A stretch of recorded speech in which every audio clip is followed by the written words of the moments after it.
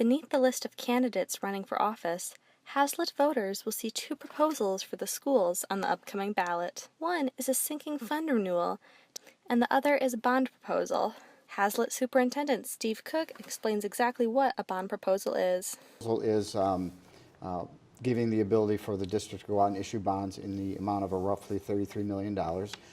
And our existing debt rate, which is paying off our current debt, will not change. So there's no increase in the current millage rate for that particular issue.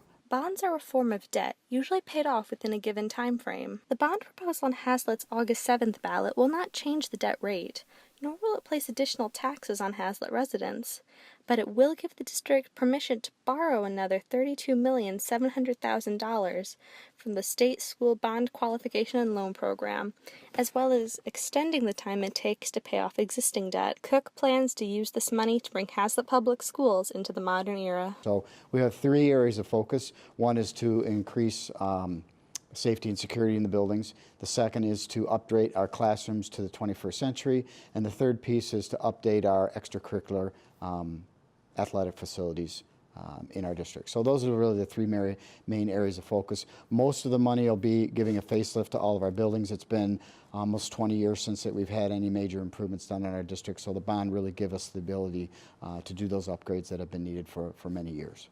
Well, the state really does not give us dollars to do major improvements to our buildings. Most of our K-12 budget that's funded through the state goes for instructional purposes. So it's not uncommon for districts to go out for either bonds or for sinking funds. If the bond proposal does not pass, Cook says the district will pay off its debt rather than begin infrastructure improvements. Our current debt that's in place right now, I believe it's around 12 to 13 years. If we do nothing, our current debt would be paid off.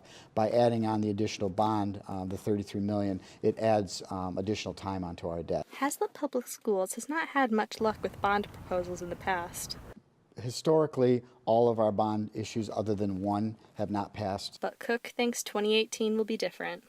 Spring we put out a survey. We had somewhere in the neighborhood of about 700 to 800 responses, and so it was very positive. I think somewhere around 63 to 64% of those surveyed said they would support a bond issue without increasing taxes. In Haslett, Chloe Peter, HOMTV.